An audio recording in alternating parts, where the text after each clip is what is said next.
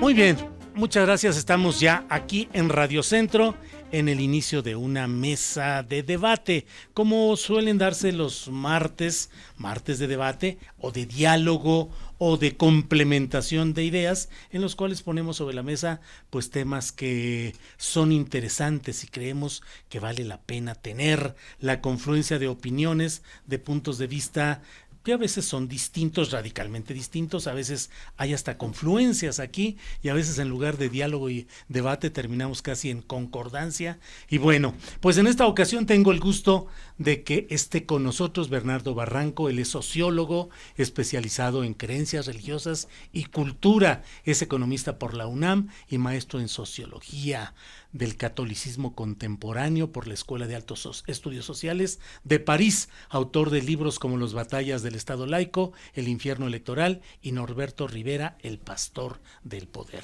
Bernardo Barranco, bienvenido. Buenas tardes, ¿cómo estás? Bien, Bernardo, gusto de tenerte aquí. Y sobre todo regresar a esta cabina que yo estuve aquí 18 años. ¿De veras? Sí, ahí donde estás tú sentado. Yo realmente mi especialización en religiones lo tuve ahí en esa silla donde estás ahora. Entonces puede ser que termine yo de ministro predicante o algo pues por el estilo. Ministro de culto, no. Ministro de culto. Yo no llegué a ese extremo, no tampoco. Pero analista. Muy bien, mira cómo viene vestido. ¿De qué hora? Sí, viene vestido intencionalmente. Arturo Varela, presidente de la Confraternidad Nacional de Iglesias Cristianas Evangélicas. Ha sido un activista social. A raíz de la masacre de Acteal, Chiapas, encabezó la ayuda a los 90 indígenas acusados y absueltos en 2009 por la Suprema Corte de Justicia de la Nación. Intervino en las operaciones de rescate de pastores y sus familiares secuestrados en Chihuahua y Michoacán. Bienvenido, Arturo. Gracias, Julio. Muy amable. ¿Y qué es lo que el programa a qué hora pasaba, Bernardo?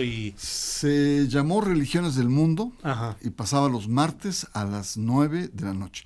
Yo empecé en Radio Red, pero en San Jerónimo. En la época de Gutiérrez Ribó, la época de oro, digamos, de la estación, y después ya nos pasamos para acá 2 años después, ahí por los años 90, y durante 18 años yo hice de esta mesa un seminario, donde veíamos libros, autores, varias veces. Seminario religioso, no, seminario de ordenamiento. Sobre religión. Bueno. No era un programa religioso, era un programa sobre religión. Ajá. Y bueno, y aquí hice grandes amigos con Willy, con productores, veo que está Ara también. Sí, Araceli Piña. ¿No? Entonces, ese es no solamente es mi casa, sino es un espacio donde yo aprendí religiones. Qué bueno, pues muy bien. Arturo Varela, gracias por estar aquí. Iniciemos esta plática, este diálogo. ¿Esta es la presidencia de la República de la que más concesiones pueden esperar las iglesias evangélicas cristianas? Yo creo que no se trata de concesiones, sino se trata de una afinidad entre la cosmovisión que tiene el presidente de México, Andrés Manuel López Obrador. ¿Cosmovisión? Sí. En relación a que tenemos una afinidad en cuanto a principios y valores.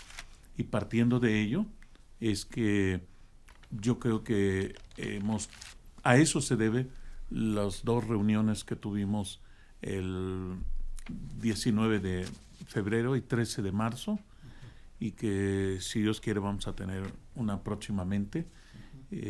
A eso se debe, simple y sencillamente que el presidente actual no solamente nos recibe como los presidentes pasados en reuniones de protocolo, respetuosas, atentas, sino que va más allá. Y bueno, pues es lo que hemos podido y queremos hablar hoy. ¿Hasta dónde llegará en ese más allá? ¿Hasta dónde esperan ustedes que él llegue? Bueno, ese más allá, creemos que la lucha que él está encabezando en contra de la corrupción me parece determinante para poder entender el trabajo que él está desarrollando en este momento. Entonces nosotros estamos dispuestos a apoyar en ese sentido. Número 2, uno de sus programas sociales jóvenes, Construyendo el Futuro, va a atacar precisamente el tema de los jóvenes que no estudian ni trabajan y que el gobierno federal está ofreciendo, le está otorgando, le está entregando una beca de 3,600 pesos y además un trabajo de 5 a 8 horas, pero además donde se les enseñan principios y valores. O sea, se está yendo a la raíz del problema que tiene al país en un caos. México ha descendido, según Transparencia Internacional, muchos lugares, de tal manera que somos de los países más corruptos del mundo. O sea, la situación que tenemos ahora es producto de los gobiernos que hemos tenido de todos los partidos políticos. ¿Es legítimo que el presidente de la República en funciones realice acciones de gobierno conforme a su creencia religiosa? Yo creo que si tiene que ver con la justicia, si tiene que ver con la verdad, si tiene que ver con la equidad, por supuesto que es legítimo. Que son valores subjetivos, conforme a la creencia de cada cual. Sí, pero cuando partimos de la justicia, de la verdad y la equidad, yo creo que son principios universales que deberíamos de practicarlos y ejercerlos. Y yo creo que el presidente está haciendo decisiones muy importantes en el país en ese sentido. Lo vimos ayer en una decisión histórica en donde ya no van a recibir beneficios las empresas que se les condonaban cientos de millones de pesos. Le pregunto lo de la legitimidad entre el pensamiento religioso de un presidente y sus acciones de gobierno, porque me pregunto si entonces, por ejemplo, Plutarco Elías Calles tenía legitimidad al realizar acciones de gobierno conforme a su pensamiento que restringía actividades religiosas. Bueno, yo creo que el pensamiento de Plutarco Elías Calles habría que también analizarlo porque tiene sus pros y tiene sus contras, ¿no? La Iglesia Católica en ese tiempo se oponía directamente a la constitución política de los Estados Unidos mexicanos. Entonces, el presidente de la República tiene la obligación de hacer valer nuestra Carta Magna. Y si el presidente de la República no lo hace, sea la iglesia que sea, tiene que imponer el Estado de Derecho, y fue lo que hizo Plutarco Elías Calles.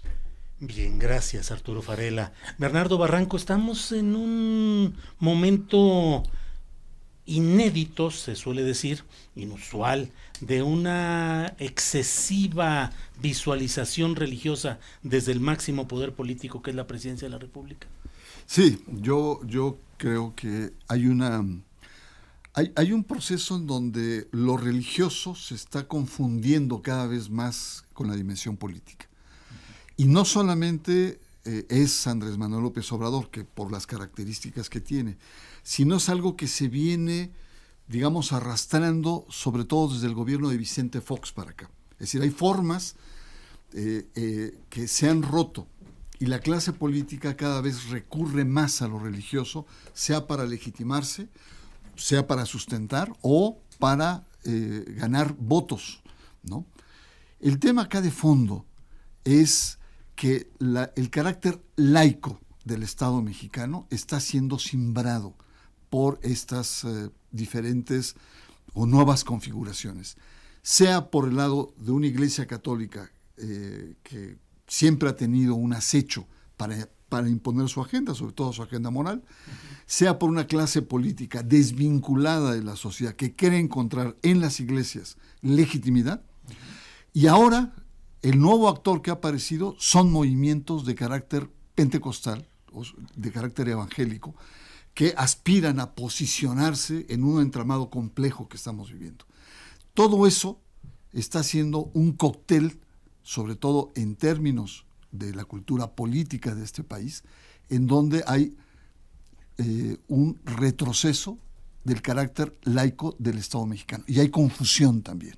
Hay una gran confusión entre los diferentes actores. Y una de ellas, pues fue lo que pasó en Bellas Artes con la Iglesia Luz del Mundo, ¿no? Donde ahí no estamos hablando de una cuestión política, estamos hablando de una cuestión cultural, donde la laicidad no solamente es una dimensión política de las relaciones entre la religión y el Estado, sino tiene una dimensión educativa, tiene una dimensión cultural, tiene una dimensión social. Entonces yo diría que estamos viviendo momentos inéditos en el país. Peligrosos para la estructura gubernamental, para la historia política mexicana. Mira, yo lo que diría es que hay una tendencia que rebasa México.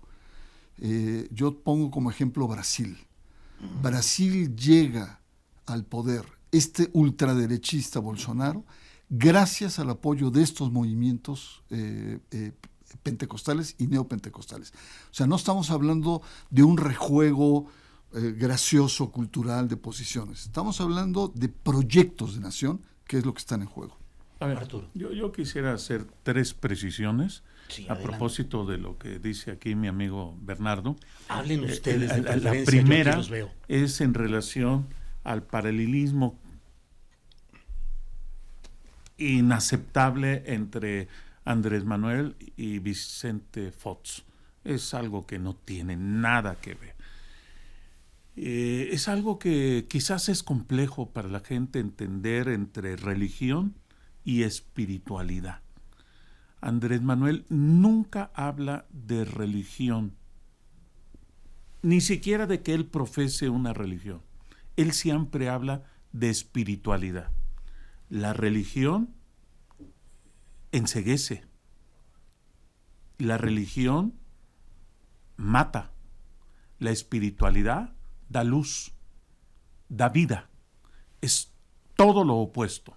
¿Las asociaciones que usted representa no son asociaciones religiosas? Sí, es el término que da el 130 constitucional, pero nosotros no predicamos una religión. Predicamos un Dios, una Biblia, y hay una transformación ¿Y eso no es religión? espiritual. No. ¿Religar al ser humano con el Dios, con el Sí, Creador? nosotros no creemos que la religión tenga algún poder para ligarnos a Dios. El único camino para ligarnos a Dios es Jesucristo. No hay otro camino. Y Jesucristo no es religión. Jesucristo tuvo problemas con los religiosos de hace 2000 mundos. Los de 2000 la otra años. marca. Los de la otra marca, pero Sí. él impuso su propia marca, el Bueno, cristianismo. lo que pasa es que él no puso ninguna marca. Él vino a predicar buenas noticias, el evangelio, un cambio de vida interno. Y les dijo a aquellos religiosos, sepulcros blanqueados. Eso es algo muy importante. La religión son apariencias. La espiritualidad es un cambio de adentro hacia afuera. Eso es lo que hace el evangelio de Jesucristo. Bueno, es la primera aclaración que quisiera hacer, la diferencia entre religión y espiritualidad. La segunda, que me parece muy importante por lo que sucedió en Bellas Artes con el líder de la luz del mundo. Muchos medios han declarado, quizás por desconocimiento, que la luz del mundo es una iglesia evangélica. No es verdad. La luz del mundo no pertenece a las más de 5,000 asociaciones religiosas cristianas evangélicas, que son más de 60,000 en todo el país, en diferentes asociaciones religiosas, iglesias históricas, pentecosteses y neopentecosteses. ¿Por qué razón principalmente no tenemos afinidad con la luz del mundo? Pues simple y sencillamente porque ellos rinden culto a un hombre, a su líder espiritual, al autonombrado apóstol. Nosotros en nuestro culto solamente rendimos culto a la divinidad, a Dios, a Jesucristo, nada más. ¿Cuál es su culto? ¿Nuestro culto? El que usted, sí, el que me dice usted. Nuestro culto es cantar alabanzas y adoración al Padre, al Hijo y al Espíritu Santo, pero no a un hombre. ¿Pero qué denominación específica? Yo en lo particular represento iglesias, algunas históricas, algunas pentecosteses y otras neopentecosteses. Pero en términos generales... Pero tan válida es una como otra. Sí. Una como las de ustedes, como la luz del mundo. Sí. Y me voy a un extremo. Quienes tengan como fe la Santa Muerte tienen derecho en este país yo no estoy a diciendo que no sustentarlo. tengan derecho. Yo no digo tienen derecho y tienen su registro constitutivo. En lo que nosotros nos oponemos es que algunos medios las catalogaron como evangélicos. Son la luz del mundo AR y punto, pero no son evangélicos. Sí. El tercer comentario que quiero hacerle aquí a mi amigo Bernardo sobre el tema de Bolsonaro. Es exactamente el tema, la diferencia que hay de 180 grados entre Andrés Manuel y Bolsonaro. Y solamente un ejemplo. La semana pasada Andrés Manuel declaró el Día de la Homofobia. Eso jamás lo va a hacer el Bolsonaro. Esto nos habla de que tenemos un presidente incluyente, no fanático. Un presidente que gobierna para 125 millones de mexicanos. Entonces, no confundamos la gimnasia con la magnesia. Sácame de tantas confusiones, Bernardo, porque ahora sí ya no entendí. Yo creo que el pastor está más que confundido en este momento. Primero, no hice ninguna comparación de Fox con Andrés Manuel. Simplemente señalé la clase política, que no solamente es Fox, que hizo toda una serie de rituales, ¿no? El cuadro de la Virgen en el Auditorio Nacional. El beso al anillo pontifical, etcétera, sino también Calderón. Calderón incluso se alió con grupos de corte pentecostal, Casa sobre la Roca. Con Rocío Orozco. Y incluso tuvo hasta discursos con estilo evangélico, que están en los textos. El mismo Enrique Peña Nieto ahí le presenta a su novia, al Papa, con la que se va a casar, recién ahora divorciado. Es decir, en los últimos tiempos, la clase política está recurriendo a la dimensión religiosa, probablemente para legitimarse, como había señalado en su momento, para tomar cercanía con la sociedad, pero por otra parte también para ganar votos, porque también muchas de esas iglesias ofrecen lo que llamamos en sociología el voto disciplinado, ¿no? Un voto en donde se puede dar. Esa sería una cuestión. Luego, la otra, la definición de qué es una iglesia y qué es una espiritualidad. Bueno, para un sociólogo, para las ciencias sociales, una iglesia es una estructura religiosa, es una estructura administrativa en la que, digamos, gestiona o administra, procesa un conjunto de creencias, y hay unas ciertas jerarquías en las que se dan. Y esas son todas. La más espiritual que usted me ponga tiene una estructura. Incluso hasta cultos como la Santa Muerte o cultos como la Virgen María tiene una mínima estructura, es decir, hay una estructura de jerarquía. Entonces, cuando hablo, y el otro es Bolsonaro, evidentemente que Bolsonaro, hay una enorme diferencia, en la antítesis política, podríamos decir, de Andrés Manuel.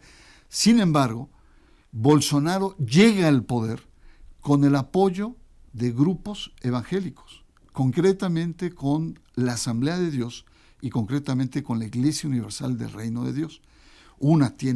Esta última tiene 7 millones y la Asamblea en Brasil tiene casi 15 millones. Ultraconservadores, con una concepción de familia, de la mujer, de la sexualidad, de los homosexuales, absolutamente tradicional. Y ellos apoyaron, y el triunfo de Bolsonaro no se puede entender sin esto. Ahora, lo que es importante aquí señalar, hay una tendencia en América Latina, México no escapa. El fenómeno cofraternice, el fenómeno de los grupos pentecostales en México y en América Latina se ha expandido. Por ejemplo, y va sobre todo de la mano de otro fenómeno muy importante que es la debacle del catolicismo. El catolicismo es una gran megatendencia en América Latina. El catolicismo en el continente se está derrumbando por los escándalos de pederastia, porque hizo opciones equivocadas, por lo que queramos, pero hay un derrumbe. Y hay un ascenso de estos nuevos movimientos, al grado que, por ejemplo, en Chile, el catolicismo ha caído al 50%. Si uno va a Centroamérica, en Centroamérica el 50% siguen siendo católicos y hay un avance de otros grupos. O Brasil, el gran país católico, está llegando a niveles de 63%. Ahí los grupos evangélicos han ganado peso. Entonces, de tal manera que estamos hablando de bancadas evangélicas en las diferentes cámaras, de partidos evangélicos, candidatos evangélicos. Costa Rica estuvo así, de un candidato a la presidencia de ganar. ¿Qué es lo que estamos viendo? Una irrupción política del mundo evangélico. No es que sea una mayoría aplastante, sino las elecciones son cada vez tan cerradas que el voto disciplinado que ofrecen los líderes evangélicos es el que puede ser determinante. De ahí que entendamos, evidentemente la comparación no es ni con Bolsonaro, sino con la clase política, de esta absurda alianza o convenio electoral que hizo Andrés Manuel López Obrador con el PES, que ni siquiera sacó el 3%. Entonces, pero es otro capítulo. Yo subrayo y cierro mi comentario diciendo que lo que está de fondo es una irrupción política de estos nuevos grupos que tienen peso, que están llenando un vacío y que también tienen una proyección política de mediano plazo. ¿Confraternice será una base electoral del obradorismo y un factor de resistencia ante ataques políticos contra él? No, definitivamente no. En Confraternice creemos en la pluralidad política y la amistad personal que tengo con Andrés Manuel hace más de 20 años nunca ha sido sujeta a que las iglesias que yo represento apoyemos de manera irracional al 3 veces candidato a la presidencia de la República. Yo en lo personal sí lo apoyé. Fui llevado a 2 procesos judiciales en el entonces INE y TRIFE y en la Secretaría de Gobernación. Ambos gané por ver apoyado a Andrés Manuel López Obrador. Y en esta tercera ocasión, en lo personal, también lo apoyé y le dije, hablé con él, le dije, yo creo en tu honestidad, en ti como persona. Yo no tengo nada que ver con Morena, nunca he militado en ningún partido político hasta el día de hoy. Simple y sencillamente creo en la honestidad de Andrés Manuel, en su amor al prójimo, en su convicción espiritual que él ha manifestado. Yo soy cristiano porque Cristo es amor y dio prioridad a los niños y a los pobres. Yo, Arturo Farela Gutiérrez, no confraternice, cree en eso. Ahora, yo estoy de acuerdo con Bernardo respecto a la irrupción de las iglesias cristianas evangélicas, no necesariamente en el mundo político. Yo creo que eso se da de manera natural.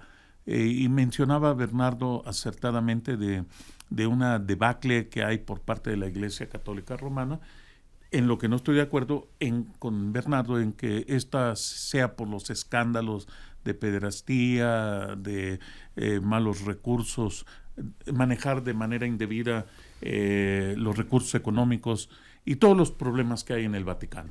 No, yo creo que el éxodo de millones de católicos, yo fui católico guadalupano hasta hace 44 años de edad. O sea, yo no me convertí a Cristo porque vi un mal testimonio de un sacerdote católico. A los 44 años dejó hace el 44. Hace 44. Tengo 65 años de edad. Cuando tenía 21 años de edad fue cuando dejé la Iglesia Católica y así 35 millones de mexicanos hemos tenido una experiencia espiritual. ¿Por qué están saliendo millones de católicos de la Iglesia Católica? Simple y sencillamente porque en 500 años de catolicismo no ha habido respuesta a sus necesidades personales, conyugales, familiares, laborales. Y la experiencia con Jesucristo nos lleva a ese cambio interno. Jesucristo viene a poner orden, viene a darnos libertad. Jesucristo viene a transformarnos de manera integral a las personas, a los individuos. Y eso es algo que se está dando en todo el continente y en otros continentes también. No es exclusivo del continente americano. Y creo que la Iglesia Católica ha hecho intentos por legítimos, yo creo, por detener esto, porque todo tiene que ver con el derramamiento del Espíritu Santo. Y hay movimientos carismáticos dentro de la Iglesia Católica que hacen un lado muchas tradiciones y buscan realmente la comunión con el Espíritu Santo. Y eso es lo que hace que nazcamos de nuevo, la comunión con el Espíritu Santo. La religión no, ya dije, la religión nos llena de odio y nos mata. Jesucristo nos da vida y vida en abundancia.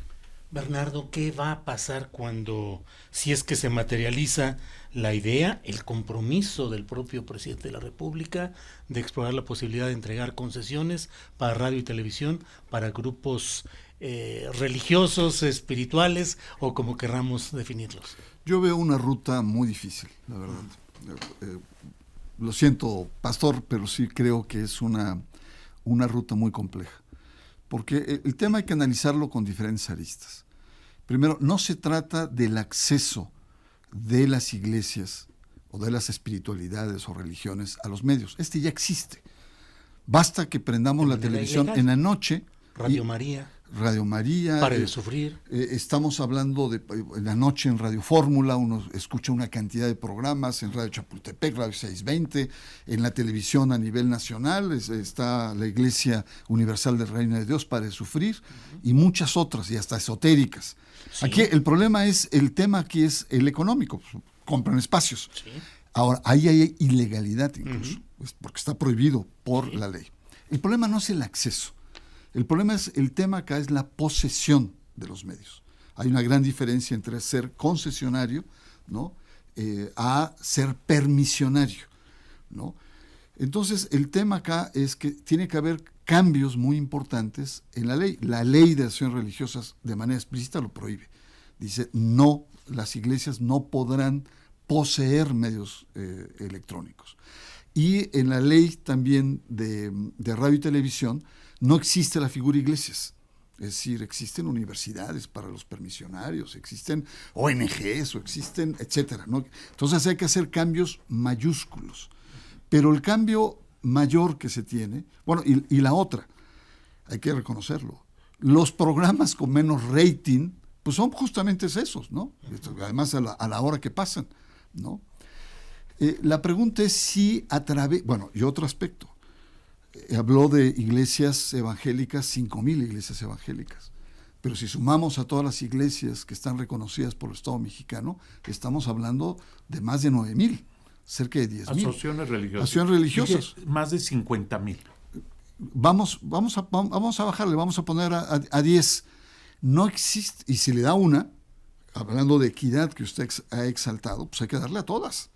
¿Por qué unas sí y otras no? O bajo un esquema en donde van a tener que pasar. No hay espacio radioeléctrico que pueda cubrir esto. Entonces, el tema que se plantea es, yo lo veo realmente muy difícil, es un debate que se tiene que dar en las cámaras, probablemente haya cambios en la Constitución. Ellos no quisieran cambiar la Constitución porque tendría que pasar por los diferentes estados. Yo me pregunto, todo el escándalo, todo el ruido que ha sido, porque a nivel del espíritu laico de la nación, hay que recordar que tenemos un espíritu laico histórico, desde Juárez. Todo lo que ha pasado en torno a la presencia de una iglesia en un recinto cultural, y todo el escándalo que se ha dado, yo me imagino lo que va a hacer este país si el presidente se decide a otorgar a Confraternice una estación de radio o una estación de televisión. El país se va a simbrar. Se va a simbrar de manera preocupante porque los viejos polvos del anticlericalismo, del jacobinismo o los nuevos aires de laicidad van a surgir con fuerza. Claro. A ¿Es ver, un compromiso de campaña? A ver, Julio, quisiera platicar el origen. ¿Cómo Sí. se dio esto? En la reunión del 13 de marzo, el presidente Andrés Manuel invitó a varios secretarios de Estado. El encuentro, en el segundo encuentro, donde invité a 20 miembros y directivos de Confraternice. Que por escrito los secretarios de Estado habían dicho que no iban a ir. No sé. ¿No fue en esa?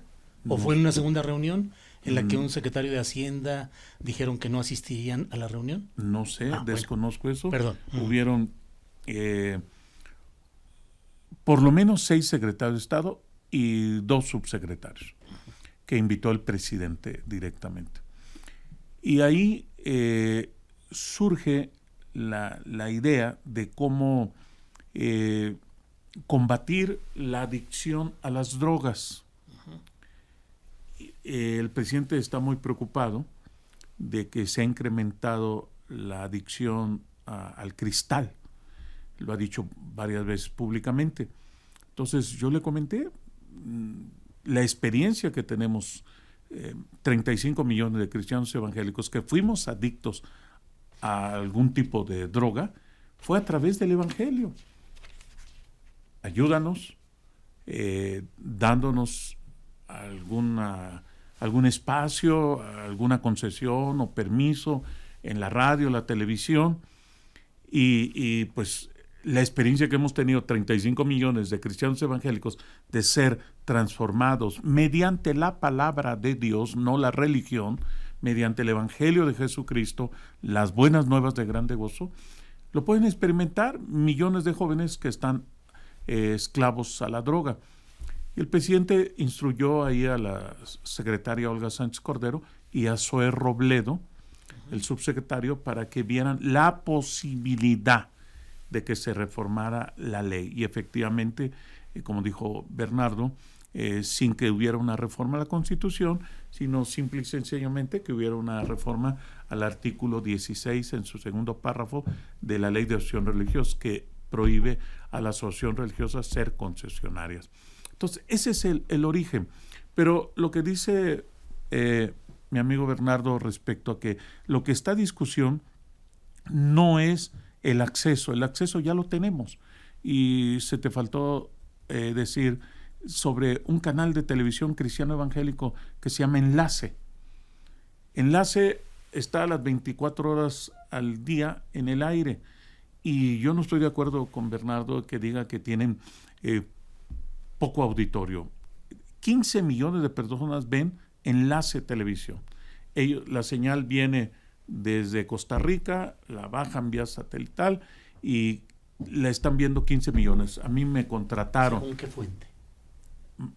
¿Según cuál fuente son 15 millones de personas que lo ven? Ellos lo han dado. Enlace Televisión ha dado ese dato y bueno, podrían decir 30. Pues yo constituí como asociación religiosa Enlace Televisión para que estuviera 24 horas al aire. A mí me contrataron. Entonces puedo decir estos datos. Entonces aquí no se trata del acceso. El acceso ya lo tenemos. Existen muchos canales ¿Pero de acepta televisión. que es ilegal? En este momento, bueno, la manera que lo tenemos es legal. ¿Las cosas son legales o ilegales? ¿El ejercicio en radio y en televisión que tienen es ilegal? No, actualmente es legal, porque no se tiene concesiones. El hecho de estar mandando mensajes al aire. Eso está permitido en la ley. No, no es cierto. No estoy de acuerdo con él. La ley de asociaciones religiosas claramente dice que de manera excepcional se emitirán en medios electrónicos mensajes y tendrán que tener permiso de gobernación.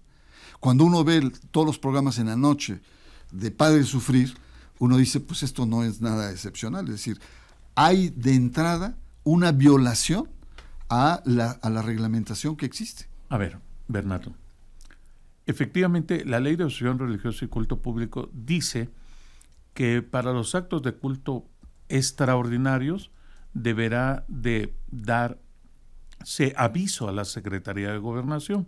Ese aviso constituye un permiso.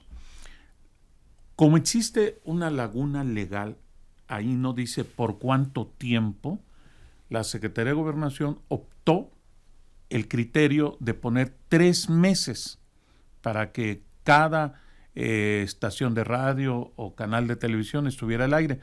En mi caso, cuando fui representante legal de Enlace Televisión, como represento muchas asociaciones religiosas, dije, ok, acepto ese criterio. Con 4 ARs que yo represento legalmente, cubrimos todo el año. Y fue de esa manera. Así es que están dentro de la ley. Pues son argullas ahí, totalmente. Otra cosa, muchas de las iglesias, de las estructuras, utilizan haces para poder, o sea, no lo hacen a través de la iglesia como tal. Por ejemplo, María Visión y todas estas son asociaciones civiles que se construyen, prestan su nombre y entonces se convierten en concesionarias. Yo creo que esto habría que revisarse. Habría que revisar, no para prohibir o tener yo tengo un programa sobre religiones, digamos, no es religioso, pero es sobre religiones. Lo que creo es que tiene que haber claridad y transparencia en este caso. Es decir, tanto las iglesias y los cristianos son muy dados a respetar las leyes, ¿no? Entonces yo creo que por ahí se debería plantear. Lo que pasa es que muchos líderes pues venden, y se vende muy bien diciendo, miren el alcance que tenemos y acá y el número de gentes, etcétera, y le cantan el canto de las sirenas, y los políticos caen.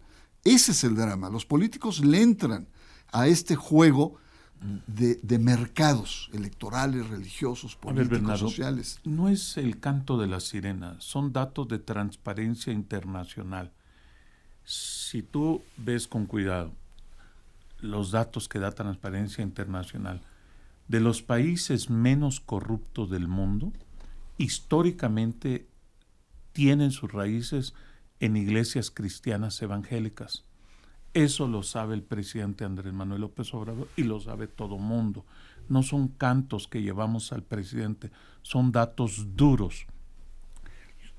Países como Finlandia, Noruega, Dinamarca, Nueva Zelanda, Suecia, Inglaterra, son de raíz cristiana. Pero son evangélicos, Sí. pero históricos. ¿Correcto? Es decir, Correcto. de la tradición calvinista, de la Correcto. tradición luterana, Correcto. y las organizaciones que usted representa son cristianos de nuevo cuño. Sí. Son pentecostales y no pentecostales. ¿Cuál es la diferencia? No, hay muchas diferencias. ¿Cuál? El planteamiento de mercado es totalmente diferente. ¿Cuál? Incluso el manejo de esta opción ética de lo legal.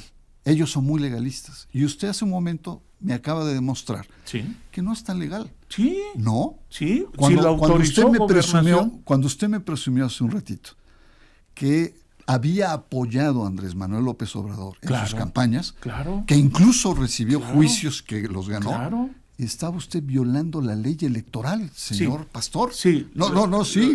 Por supuesto que sí. ¿Tú ¿Dónde crees? está la legalidad? Bueno, si tú crees que gané en los tribunales, ¿crees que me hicieron un favor? No. Entonces, si no fui sancionado... La ley estaba muy laxa antes si no de la reforma. fui sancionado por el IFE, por el TRIFE y por la Secretaría de Gobernación, yo fui llevado a procesos judiciales. Si gané en los tribunales es porque mis actos son legales. No es un favor que me Usted hicieron. nos acaba de presumir Claro. que apoyó, y usted Claro, es pastor, claro. y la ley establece Claro. que la iglesia no Yo se debe meter en procesos pero político-electorales. dije Arturo Eso lo Varela plantea- en lo personal, Bueno. y estoy hablando que yo sé los límites que yo tengo Bueno. dentro de la ley. Por eso es que gané en los tribunales, Bernardo. No me hicieron un favor. Sí, los pero- 3 juicios en que fui sujeto los gané. IFE, TRIFE y Secretaría de Gobernación. Demostré que estoy dentro de la legalidad. Todo lo que hago, todo absolutamente, está dentro de la legalidad. Valdemar también lo ganó. Valdemar, que fue abiertamente se lanzó contra López Obrador, que violó, se pasó la bolita entre Gobernación y el INE a ver quién nos sancionaba. Los dos se excluyeron. Las leyes son laxas, eran laxas. Ahora, recién hace poco, con la reforma del 14, incluso hay procesos electorales que son nulificados por la intervención de religiones. Pero mire, el tema es, por un lado, no nos presuma que apoyó electoralmente a Andrés Manuel López Obrador, independientemente de los juicios o no, usted lo presumió, lo reconoció, Claro. y por otra parte, me diga que estos pastores o esta nueva generación de cristianos pentecostales y no pentecostales se introducen en esa tradición. Hay una ruptura muy grande entre la tradición de las iglesias históricas Pero y de ¿no me los has dicho grupos cuál es? neopentecostales. ¿No me has dicho cuál es? Hay muchísimos. El tema, por ejemplo, del espíritu, el tema de la emoción, el tema de una teología del progreso. Hay muchísimos temas. Y sobre todo, la captación social. Es decir, muchas de esas iglesias son de origen muy popular, de gente que viene del campo a la ciudad, con una raíz muy conservadora, que chocan con la ciudad, chocan con las ciudades, con una estructura secular, y han encontrado en las iglesias pentecostales y neopentecostales espacios donde recrean su identidad. De tal suerte que muchas de estas iglesias, yo no diría la mayoría, ni todas, son profundamente conservadores en el plano moral. Y el problema de fondo es que muchas veces quieren imponer esa moral al conjunto de la sociedad. Ahora, permíteme hacer un comentario en ese sentido. Efectivamente es un tema de doctrina. las iglesias bautista, presbiteriana, metodista y nazarena tradicionalmente no creen en el bautismo con Espíritu Santo y fuego que habla Jesucristo. Pero te puedo decir que muchísimas iglesias presbiterianas, bautistas, metodistas, nazarenas, que no creen, hoy en día creen, porque han experimentado esa gracia de Dios, el derramamiento del Espíritu Santo. Te puedo mencionar muchísimas iglesias aquí en la Ciudad de México y en el interior del país que han recibido manifestaciones del Espíritu Santo. Esto es, siguen siendo bautistas, siguen siendo presbiterianas, siguen siendo metodistas, siguen siendo nazarenas, pero esencialmente ya se transformaron porque ya tuvieron la experiencia de Pentecostés. Esa experiencia de Pentecostés que Jesucristo dio a 500 discípulos, pero recibiréis poder cuando haya venido sobre vosotros el Espíritu Santo. Yo también vengo de un origen, de una iglesia interdenominacional, pero estuve un tiempo en una iglesia bautista, conozco perfectamente bien, y aquí el pastor Juan Germán Ortiz, de la primera iglesia bautista de la Ciudad de México, tuvo problemas y lo despojaron del templo de la primera iglesia en Mina y Héroes, precisamente por tener experiencias pentecosteses. Actualmente tiene una iglesia maravillosa en la calle de Zarco. Eso ha sucedido en Chihuahua capital, la iglesia de la Trinidad metodista, cayó fuego literal del cielo. Llegaron los bomberos, llegaron los taxistas para apagar ese fuego. Es la promesa del Padre, y derramaré mi Espíritu Santo sobre toda carne. Y uno de los símbolos es precisamente, hubo 3 señales: fuego, que apareció sobre las cabezas de los 120, hablaban en otros idiomas, y un viento, un estruendo como de un viento recio. Eso sucedió en la iglesia metodista y también en Nuevo Laredo y también en Monterrey y en Tijuana, y te puedo enumerar muchísimas. Siguen siendo metodistas, pero realmente ya fueron transformadas espiritualmente. Estamos cayendo en un terreno en el cual puede fortalecerse el fanatismo y el conservadurismo, Bernardo. Sí, yo creo que es unas tendencias que estamos teniendo frente a la crisis de opciones, la crisis de valores, que es muy importante. Sí. Yo me gustaría centrar, porque no nos podemos meter en áreas teológicas, y yo le invitaría al pastor y a ti a que volviéramos otra vez al tema de fondo. Sí, que nos quedan pocos minutos, así es que vamos aprovechando. Y el tema de fondo es el que representa esta irrupción de estos movimientos. Sí, una de las cuestiones acá centrales para mí es que hay una especie como de redefinición de lo que debe ser lo laical. Por ejemplo, yo veo que Andrés Manuel López Obrador insiste mucho en el tema de la libertad religiosa. Dice, bueno, pues todo mundo tiene derecho. Sin embargo, la laicidad no solamente es libertad religiosa. El Estado tiene la obligación de salvaguardar la libertad, de creer, pero no creer, de cambiar de religión o de permanecer o crear una nueva estructura religiosa o asociación. El tema acá es también que hay una histórica separación entre el poder del Estado, entre el poder de lo público y la arena religiosa, la arena espiritual.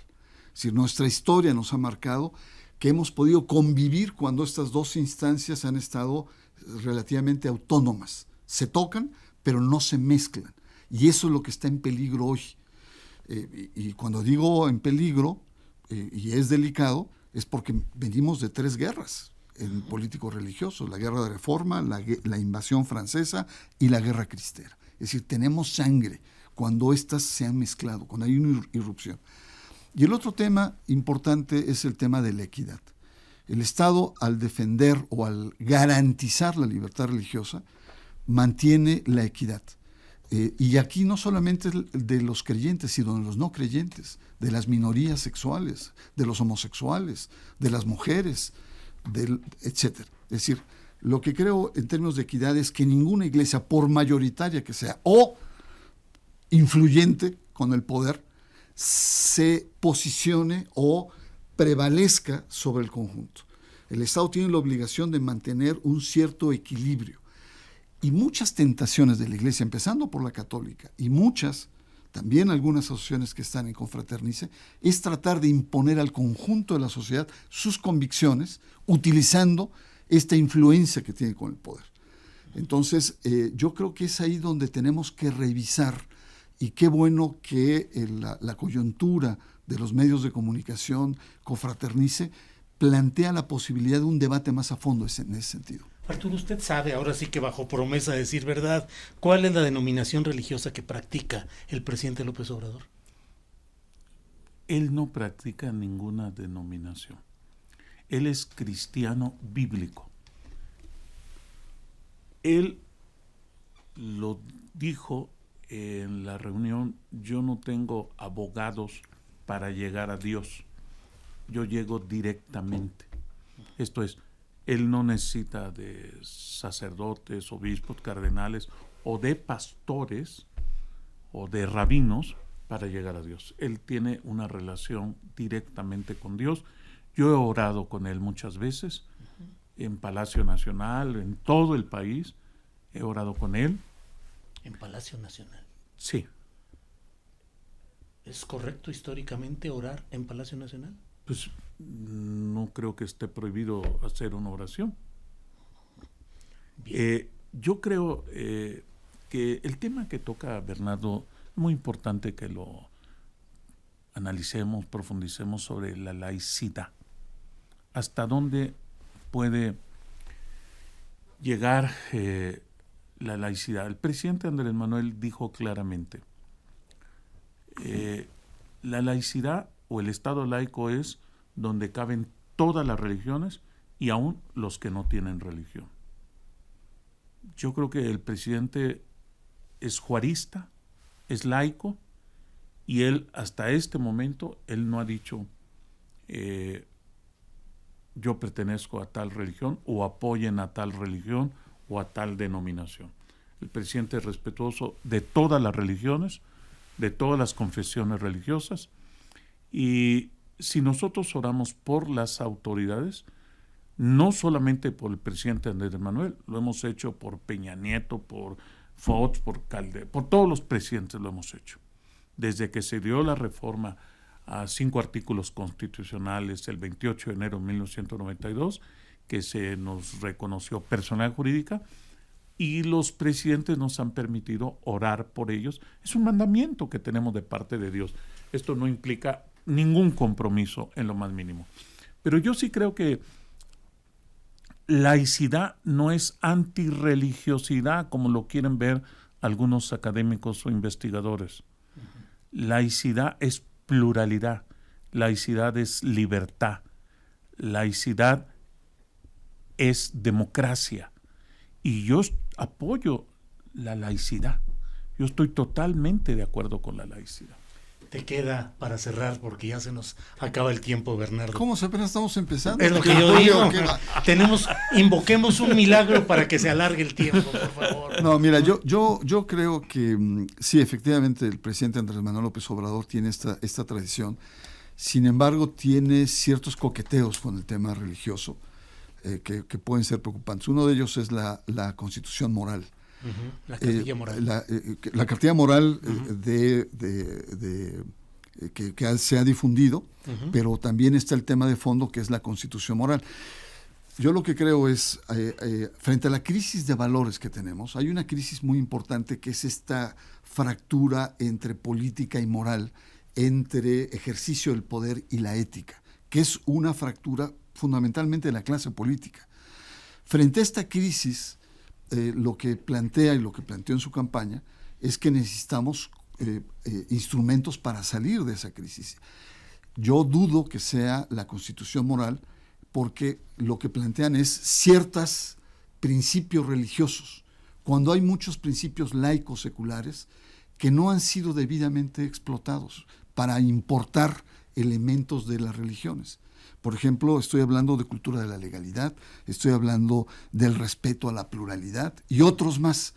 Entonces yo creo que se tiene que dar un debate importante sobre qué son los valores y principios de la sociedad. Y sí, hablar de un cambio de cultura en la Cuarta Transformación es abarcar el todo o focalizarlo donde está el núcleo de la corrupción, que es en la clase política. Bien, pues realmente les agradezco mucho la oportunidad de haber contado con sus participaciones, sus comentarios, su análisis, y quedamos emplazados para una segunda tanda, ya que se nos acabó el tiempo hoy. Arturo, Sí hay milagros. Sí hay milagros, esperemos. Muchas gracias, Arturo Farela. Gracias a ti, Julio. Gracias, Bernardo Barranco, muchas gracias. Gracias.